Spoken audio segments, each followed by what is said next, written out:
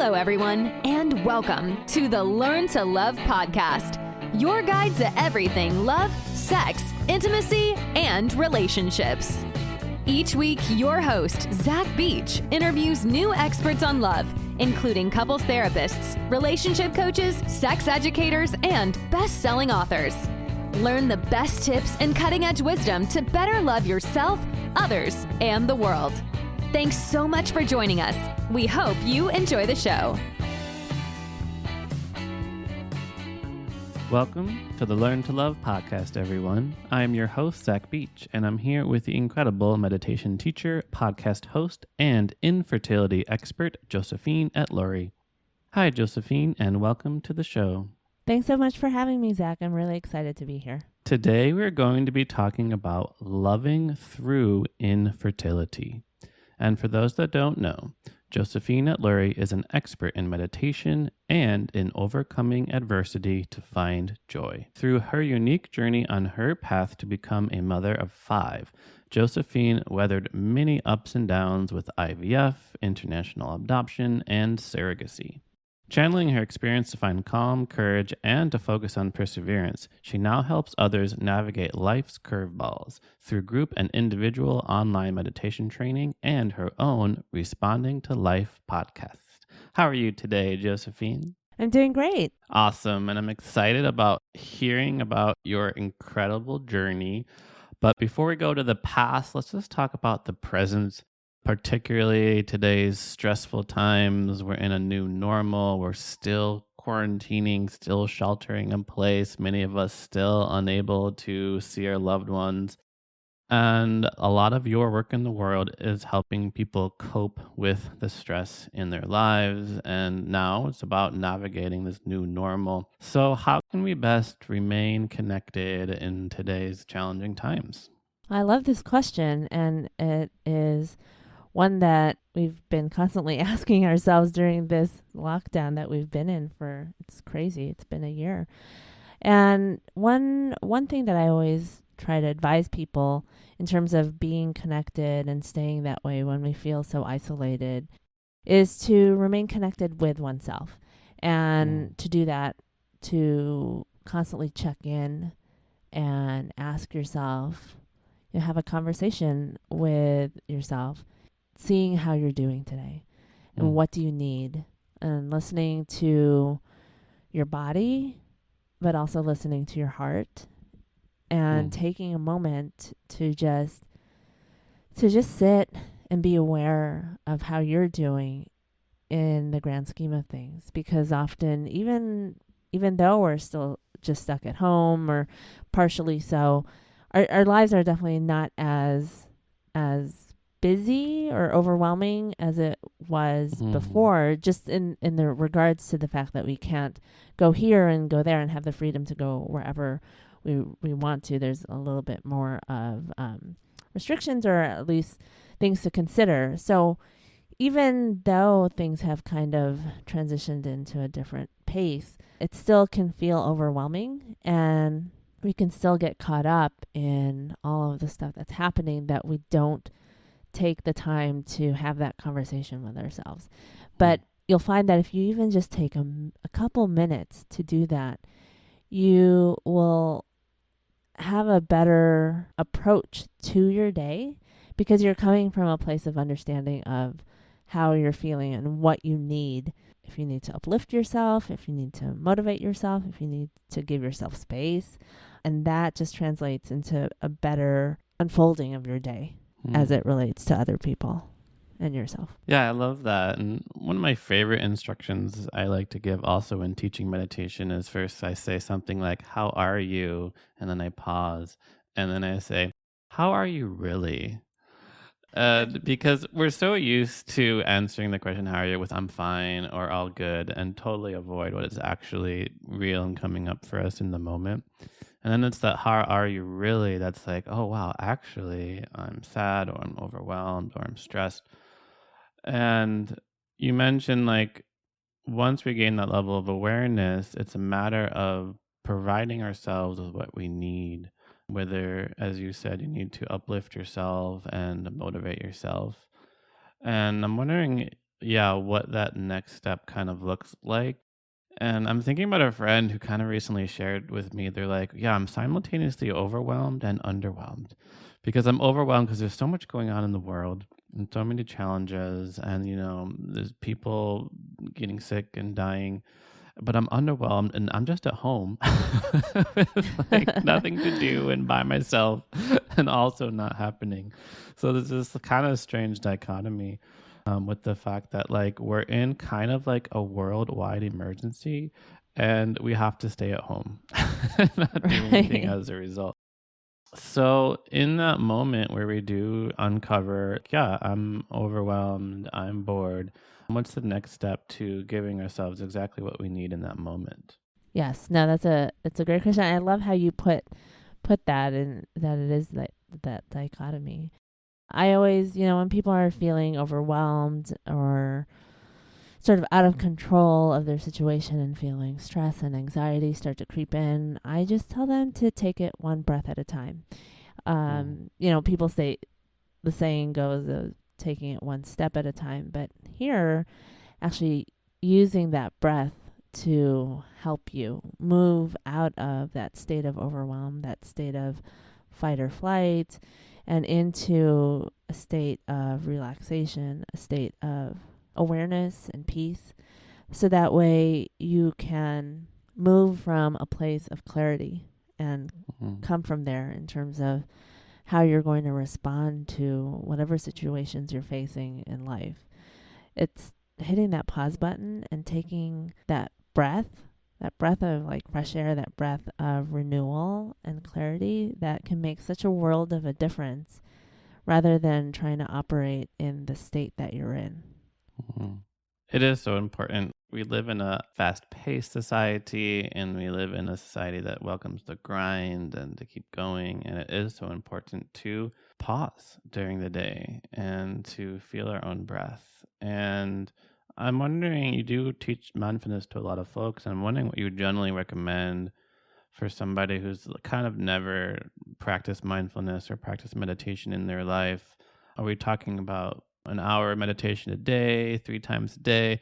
Or you mentioned just like a few minutes, but I imagine we might also want to do that different times during the day. Yeah, no, that is a great question.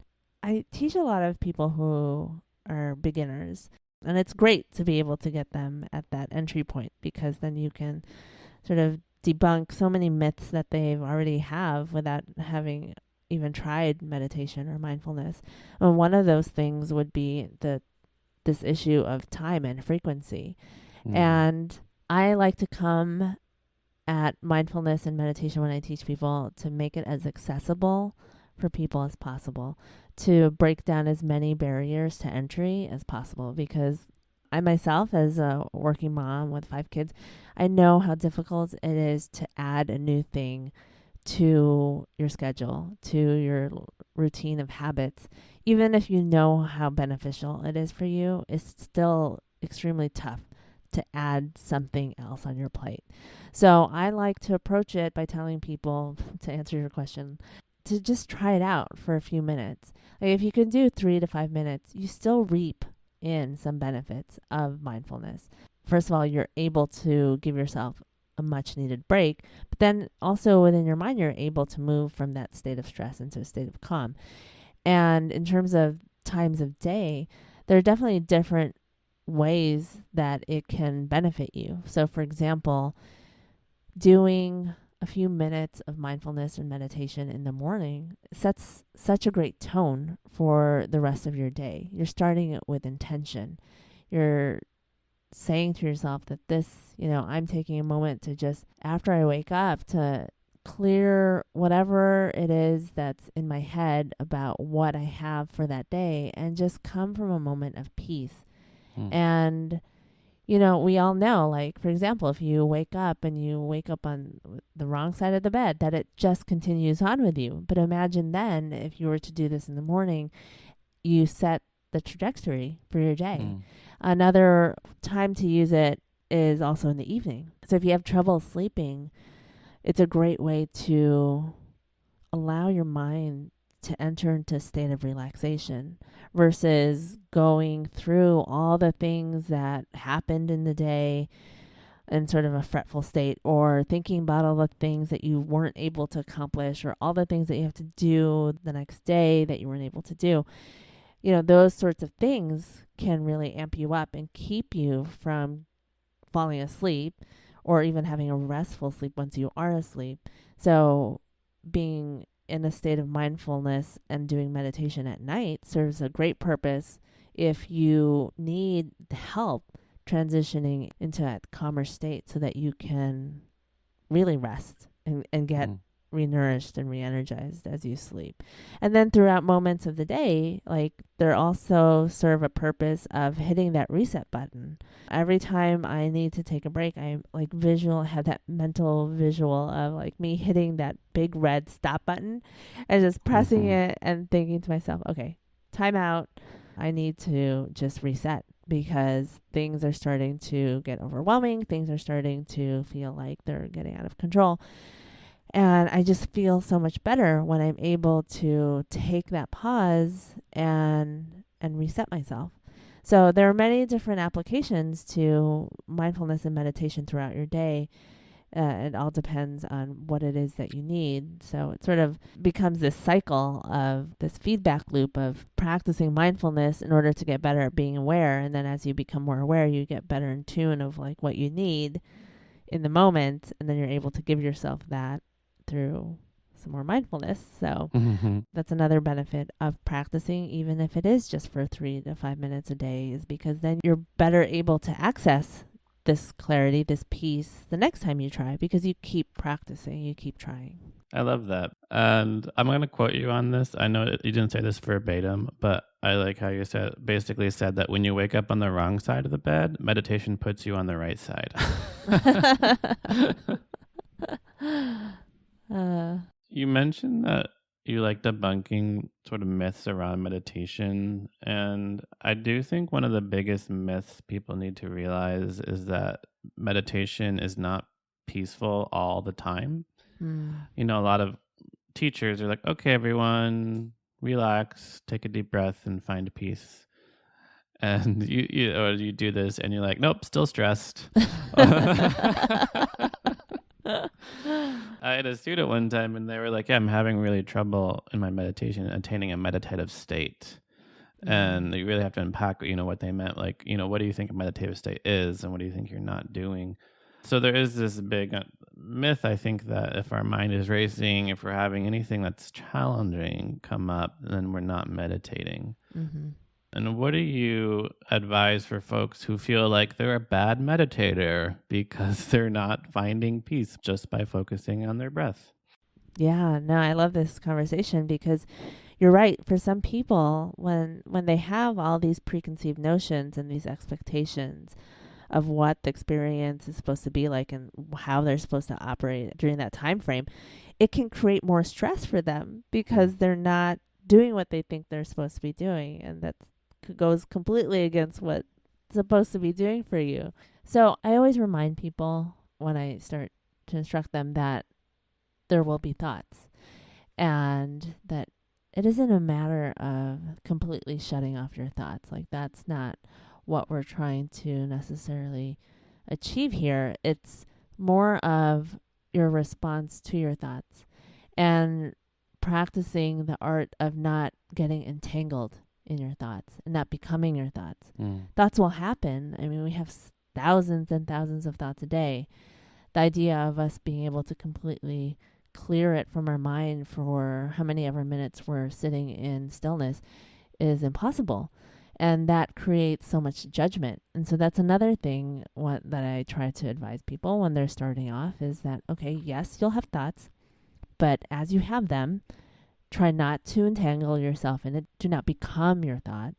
And then in the process, just allowing yourself to not judge the experience or yourself, to just allow it to be. So you have a thought about the grocery list. Okay, so you have the thought. Gently saying or seeing, whichever works for you, the thought, and then imagining yourself either telling the thought that you can return to it later, or visualizing yourself pushing it away with the idea that you can come back to it later, and then returning back to that anchor point that you have, whether that's your breath or a mantra, whatever it may be, and then begin again. Like that, actually, I always have these phases for my mantras that correlate with how I'm feeling during a certain season. So for a while at the very beginning, when I started off, I always loved Be Here Now. And Be Here Now is it was this gentle reminder for me to just keep coming back. Okay, you have a thought, but just keep coming back. And it's okay. And I use that often with many of my new students. But one thing that really is resonating with me right now is begin again. And so that's what I've been using quite lately, because there was a period of time where I couldn't sit in meditation for myself. And so I can speak to this idea of judging oneself and having a hard time not having the experience be the way I wanted it to be for me. So I had to let it just unfold the way it needed to, because that is what I needed at the time. And so having that phrase of begin again served as this purpose, as this reminder to myself that it's okay to start over, whether that was because you're starting over a minute ago, or if you're starting over because you stopped like weeks ago. It's okay. You're coming back to it. And this next moment that you're in is what matters. This moment that you're in right now, and what you're doing with it. So don't use it to sit and stir in those thoughts. Just begin again. I love that mantra. It's so beautiful, just to begin again. And I love your approach of not getting tangled up in the thoughts, that realizing meditation is not about shutting your thoughts off or clearing your thoughts as you would a desk, but not getting so caught up in them, not believing everything you think, and not letting our thoughts feed into negative emotional states like self-judgment. And I feel like everything you're talking about right now ties into real experience, real life experience that you have had on your journey to becoming a mother, and this idea of beginning again after what you were trying to do didn't work out the way that you had imagined. So our topic for today is infertility, and you yourself have undergone and overcome many challenges in order to become the mother that you are today. Tell our listeners about your journey. Yeah, thank you for the opportunity to do so. It seems like a lifetime ago, but due to an illness my husband had, we knew we had to go into IVF once we were ready to have kids. So we did that and very naively thought that going into IVF meant we'd instantly have a child, but that did not work out. And about 2 years into the process, that's how long it took us to finally become pregnant with twins, and everything was going well. Second trimester, unfortunately, we lost the pregnancy. And it was at that point where I had to really just pause. You know, we've been talking about this pause, but that was a moment that was forced upon me, and that I had to really not only just go through the whole grief process, but had to really sit and reevaluate like how I was doing and what I was capable of continuing to do. And that is what led us to international adoption, because I had to come to terms with the fact that I was just exhausted and that I couldn't continue along the path that we were on to become parents, and that we needed to try something different. So we actually then adopted our son a year later from Kazakhstan. And after being parents to him, it was wonderful. We decided to try IVF one more time and became pregnant with twins, carried the twins. And in that process, we were able to save some embryos, but I could not carry again. So we saved up for about 6 years and then worked with this amazing surrogate and proceeded with gestational surrogacy.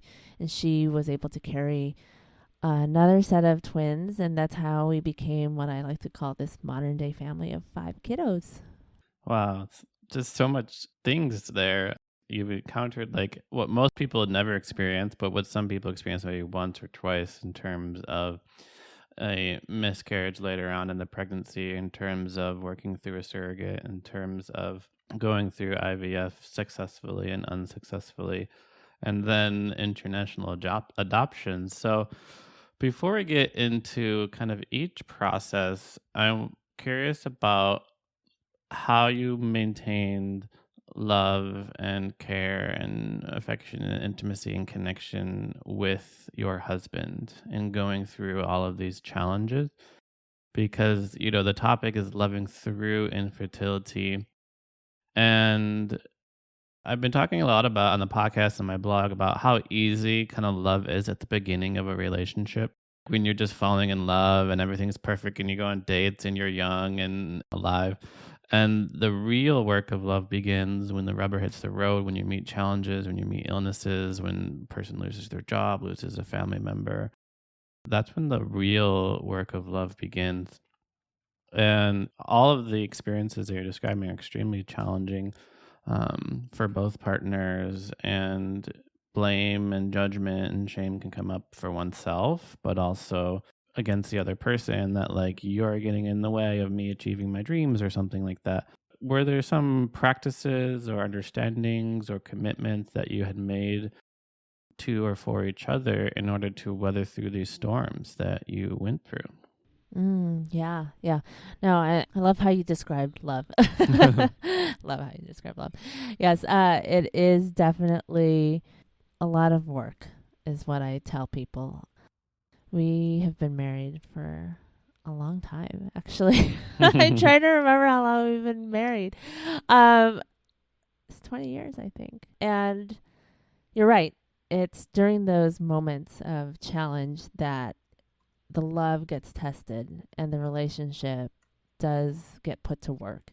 And so during these many years that we were trying to become parents, it definitely took a toll on us as individuals, but also as a couple. And I do have to say that it was really tricky to do it, because I started to internalize a lot of the failures and the successes that we weren't having upon myself. I find that a lot with my own clients, is that they just it's hard not to, because it's your body and you think that your body should be doing a certain thing that we learned growing up that it was responsible for. So for, the woman's perspective, it can be very easily tied to your worth, your existence, and that can create a lot of friction within your relationship. And so one of the main things that we had going for us was the fact that we had already weathered a very big storm in our relationship. And, back when my husband was ill, when we were still just dating in college. So, we had gone through that and we had survived it. And we basically then, when we were starting to try to conceive, just fell into that same battle stance of how we faced the challenges that we had. So here roles were somewhat reversed, because rather than me sort of supporting him, now it was kind of the other way around.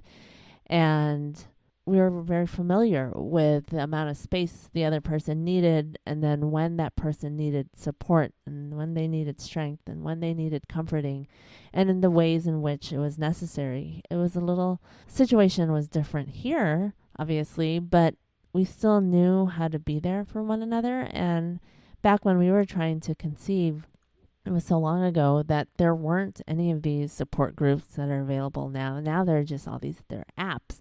There are all these communities, there's social media where people find support. I mean, there's so many wonderful resources for someone who's trying to conceive, that they don't have to feel alone and feel unsupported.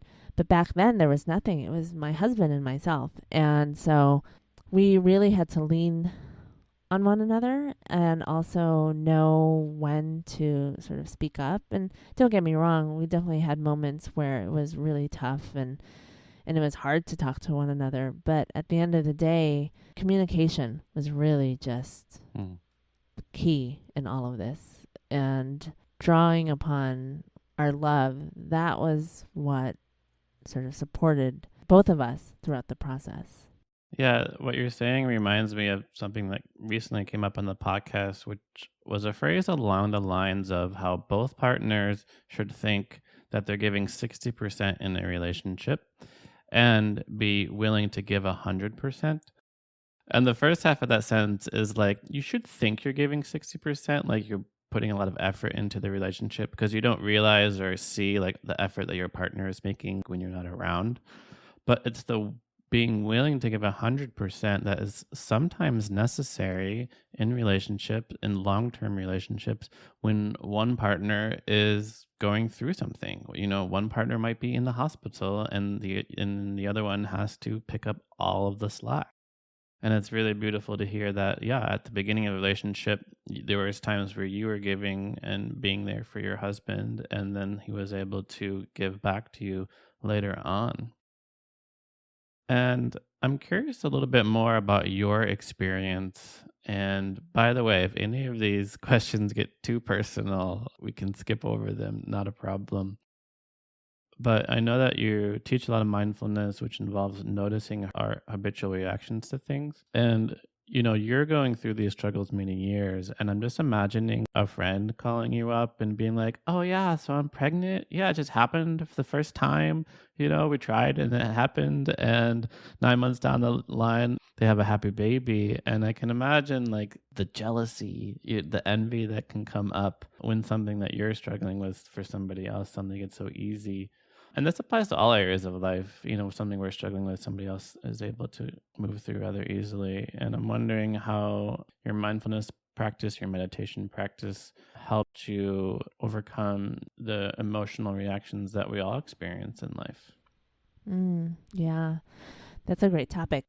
I'll be honest with you. I didn't have the benefits of mindfulness back when, or at least not outright, like in practice, when I was trying to conceive. And I wish I did, which is why I'm so passionate about helping other people use mindfulness strategies, use meditation in their process of trying to conceive, because it's a great resource to help you not get overwhelmed in the whole process. I mean, it can really take over your identity. And so I didn't have that back then. And you know, I got caught up in the idea of comparing myself. I was actually just saying this to my son the other day. I told him comparison is a thief of joy. And I'm like, do you know what that means? Do you know what that means? Do you understand what I'm saying? And that was something that I was affected by, because I was starting to hear of other people, friends and coworkers who were getting pregnant, and to my mind was easily, because it just seemed to happen out of the blue. And that did rob me of my joy. You know, I got consumed in it, and I got consumed in the whole process, honestly, that it felt like when I look back at that time, it kind of felt like a blur. Like, was I able to enjoy other parts of my life? You know, sometimes I remember that maybe I did, but could there have been more moments? Yeah, sure. Was I being mindful of those moments at that time? I don't really think I was. I was just so caught up. And so it's hard to do that. That's the beauty of mindfulness, because it touches upon so many aspects of our lives. And in this instance, in what we're talking about, you know, comparison of other people's experiences and how we respond to them, it can be so easy to get caught up. But when you're mindful, it allows you to take that moment of pause again and to just ask yourself, have that conversation with yourself about what's really happening in this situation. Like, why are you reacting in this way? How can we respond in a different way, and in a way that doesn't rob us of our own happiness, that's outside of whatever is happening to this other person? So that is why I'm just so passionate about helping people who are trying to conceive to be able to use these strategies, because that way they can continue to have a life outside of their fertility, outside of their path to parenthood, and not have it just take up their entire lives. Yeah, I very much appreciate your honesty and authenticity about the emotions that you went through and how it was a learning process. And much of your work now is devoted towards having other people not have the same experience that you had, but rather be equipped with the skills and tools to cope with the uncertainty and the challenges. And along with those skills and tools, I'm curious what your advice is for people getting over the existential crisis that happens when we find out that our life is not going to go the way we imagined it. And this happens with raising a family in particular. People dream of being a mother or a father to their biological children, right? And they also dream of it going smoothly. They get their jobs in the house and then the 2.3 kids, and the kids get straight A's and go to Harvard, and like everything, there's a dream that we have. And then there's the reality where some people learn they are unable to have their own biological children. They have a child with special needs that they never could have predicted. And suddenly who they thought they were going to be is no longer possible in their life in this lifetime. And we have to welcome in something new. So how do we do it? How can we best navigate the challenge of our new life that is coming and letting go of the life we had dreamed for ourselves? I'm loving this whole conversation. And, one thing that I have found beneficial is to journal. And it's a way to really tap into that mindfulness and just explore it. Like, you can explore it when you're being mindful and sitting in meditation, absolutely, and allow yourself to listen to what's happening within. But I find that with mindful journaling, you're really able to see what comes out, because things just come out as you start writing, or maybe even if you're just voice dictating your journal, which is another way of doing it, that things just start to pour out. So if you're able to ask yourself the question of, what is it? What was the story that I had planned for myself? And then letting that story out and just seeing, then asking yourself, like, where did these ideas come from? And then just questioning sort of the plans that you had for yourself. And whose ideas were these actually? Were they yours? Did you pick them up from someone else, from your parents, from other caregivers, from your spouse? We have all these ideas of how life is supposed to play out. So you need to, rather than just accepting that, well, I always thought that I would just have 4 kids or 2 kids, just to take that extra step, that extra mindful step of questioning, where is that coming from? And does it have to be that way? And so that you can reconcile what is happening to you and have some semblance of peace from it, because you're digging deep as to where it's really coming from. And when you're able to do that, have some clarity as to where all of these notions are coming from and these ideals of what your future is supposed to be, it frees it up so that you can realize that you're writing your own story as you speak. And so that is the essence of being mindful, is that you're in that present moment. The past is the past. It happened already. There's nothing you can do about it. And the future is unwritten. It's not promised to you. Tomorrow is not. What's happening and what is promised to you is this very moment. And so in this very moment, you're also writing that story of yours. Now, however unpredictable it is. So you can constantly evolve it, though. That's the beauty of it. So yes, you have fertility challenges, or you are now a parent, but you have a child with special needs. So you now come from this place of what your experience is, and now you can continue to write a new story every day and come from that place of clarity, because you were able to like confront what these things were from the past that you were holding on to, and by holding on to it, it was causing you so much anxiety and grief because you weren't able to attain it. Yeah, you could almost say you're ready to begin again. Yes. I love how it all comes back together. I really love your importance of questioning your own beliefs. Many weeks ago, we had another mindfulness teacher, or Nadrich, on, and she asked this question like, says who? And so when you're like, yeah, question like, when you think, oh, I should, be the mother of my children, I should have this family that fits the model and the stereotype. It's like, says who? Like, where did this idea come from? Like, because clearly society and culture has kind of placed this nuclear family model on some sort of pedestal, and said this is like something we should all try to attain.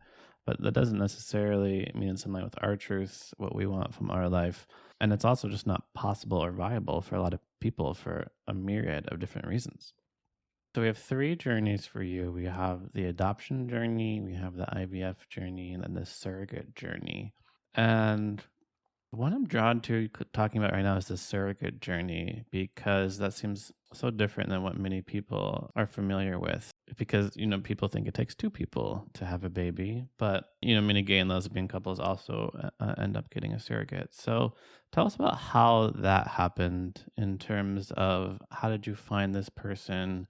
What were some benefits to getting a surrogate? Obviously, you don't have to deal with pregnancy, but what are some benefits of getting a surrogate, and what were some cons to the experience? Yeah. Surrogacy, it's been around for a while, obviously, but in terms of people opening up about their experience, I feel like that's very new. So in terms of, we found our surrogate through our reproductive endocrinologist. They recommended a bunch of places, and we wanted to work with someone who was familiar with working with our doctor and our facility. So that way it was just one less step to worry about. And so that's how we worked through the agency. We were very much like, I always describe surrogacy as like a mix of adoption and doing a fertility treatment like IVF, because it's, you have to go through you still have to go through the IVF, but then you have all this paperwork and then these interviews, and very much like adoption. So we had to get information about potential partners, surrogates, and interview them and go through that whole process. And, after doing that, it did take some time because there was quite a wait for a gestational surrogate. And we eventually partnered up and matched with this, I call her my angel. She's just amazing to me. Every time I look at my little boys, I think of her. It's hard not to.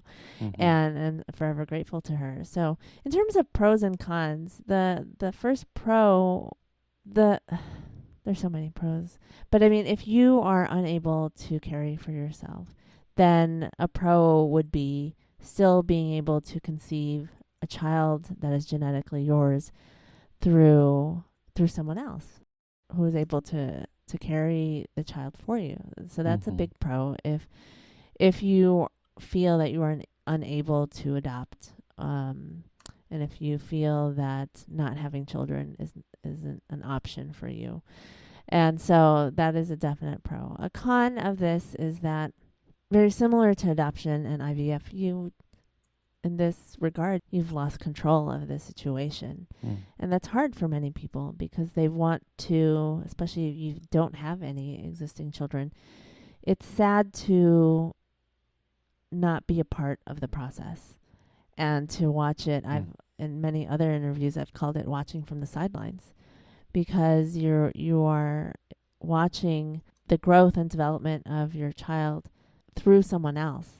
And that's difficult. And actually, as you're watching from the sidelines, it gains so much clarity of what it must feel like for the partner to go through a pregnancy, because you're so invested in it. You're very emotionally invested and you want to help, but you're very limited in what you can actually do. And so it was fascinating for me to finally understand what my husband went through all of those years that felt like his hands were tied. So that is a con, although it's not something that, you can work through. I had to work through that, the whole entire journey of the surrogacy process, of making peace with the fact that I was not the one carrying, and all of the sort of issues that come with that, all the judgment of oneself, all the questioning of one's worth and one's ability, and all of those things that come with it. It's hard not to have those thoughts about oneself, and having to grieve the loss of your expectations, the expectations of what your pregnancy was supposed to be like. Again, going back to that idea of what that story was supposed to look like, and knowing that you are rewriting it in that moment. And the pros of this, if you're comparing it to something like adoption, here at least you're able to go along the process. Oftentimes with adoption, the child is already born, especially with international adoption. So there was absolutely no information, and you were not a party to that process of growth. So that is definitely a pro, because you're able to be a part of those doctor's appointments, whether it's virtually, you're just hearing reports or actually being able to be there, depending on the location. So that is definitely a pro of the situation. So those are, I can go on and on about it, but those are probably the main things that I would consider. That's so interesting. I never realized before that you kind of had the experience of the male and the pregnancy, of sort of watching somebody get pregnant and really helping them and wanting to support them, but also realizing that you're not in control of the situation that you had, which is what you had kind of with the surrogate. And I wouldn't mind tackling into big and challenging subject, but I feel like it's not talked about enough in society, even though it's so common, and that is having miscarriages and the reality of miscarriages. I know the stats aren't perfect, but I've heard that 1/3 of all women will have a miscarriage in their life. Sometimes they don't even realize it. They don't realize they're pregnant, but anywhere from 10 to 20% of women do experience it at some point. Because that can also happen like with the surrogate as well, and that you put all this pressure on this third party to do this thing for you, and then they can also experience and have a miscarriage of somebody else's child. So you had your own experience with it personally, and then it had the outsider's experience of fear of it happening with somebody else. So how can we best work with the uncertainty of, even with our best efforts, the pregnancy might not be viable and it might not happen? Yeah, in those situations, you can go down a rabbit hole of what ifs with anything, really. I mean, we can be talking about anything at this point, and all of the worry that will come with that. But there's only so much that you can do, and so with that situation and any situation, really, the best thing that you can do is just to be present. And that, obviously, I'm a mindfulness and meditation teacher, so it seems like that's what my answer is for everything. But really, when it comes down to it, miscarriages and failed pregnancies, most oftentimes, and a lot of times, they're unexplained, and you can never figure out the cause of it. And so knowing that, like, you could spend so much time worrying about, well, what if this doesn't work out? What can I do to prevent things? Versus just allowing it to be and living that day, having that experience, knowing that your surrogate is carrying your child, and that in that moment, everything is okay. And living in that reality versus trying to think about all the things that you can try to prevent in the future, not really knowing what it is that you're trying to tackle. But if you're doing the best that you are in this moment, doing all the things that you're supposed to be doing, then this in that moment everything is great. There's nothing to worry about. Unless, of course, you have some other issues that you're aware of. But if you're just going with general terms, then that is how I had to approach it. Because you can make yourself crazy if you're trying to think about all these other things.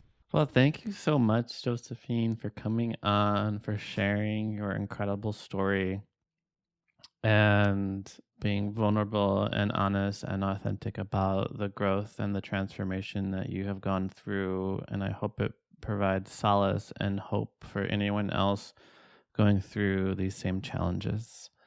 And I'd like to close out with the same question that I ask all of my guests, which is quite simply, what do you wish everyone knew about love?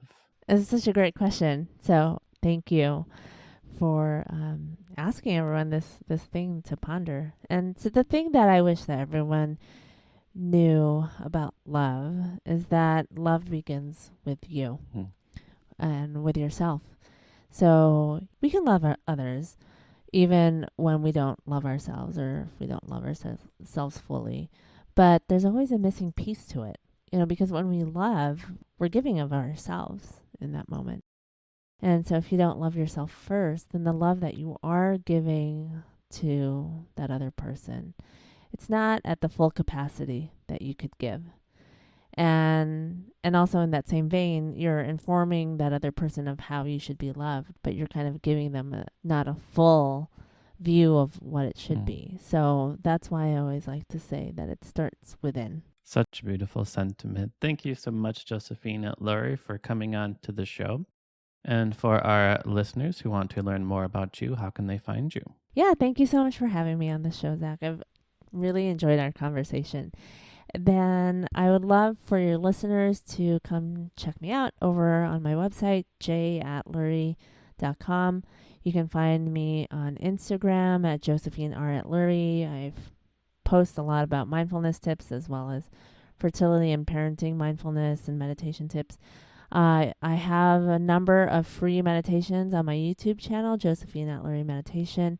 And then as you mentioned, I also have a podcast called Responding to Life, talking health, fertility, and parenthood, where I interview guests within all those three subjects. And on my website, you can also book sessions with me or take my online mindfulness courses or read many articles that I've written on the topic of health, fertility, and parenthood in the scope of mindfulness. So I would love to connect with all of you in some capacity. Thank you so much.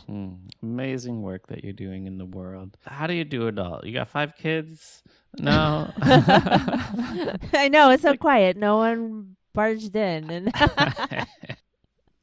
Wonderful. So thank you for coming on, and thank you, listeners, for listening to the show. We hope you remember that every moment, every breath, we can begin again. And that can be your mantra that you can apply to your own life. Begin again. Our meditation and our mindfulness practice is not shutting off our thoughts. It is the practice of not getting tangled up in them. If you're having a crisis that your life is not turning out the way you imagined, remember the mindful step of questioning your beliefs. Who said that your life has to be a certain way? Because life is uncertain in so many ways. Our task is to let it be, recognize in this moment everything is okay, and also don't forget that love begins with you. If you want to learn more about me, you can head to zachbeach.com and learn more about the show at theheartcenter.com. Thanks again, Josephine. Thank you so much, Zach. Thanks again for listening to the Learn to Love podcast. To learn more about the show and your host, head over to zachbeach.com or theheartcenter.com.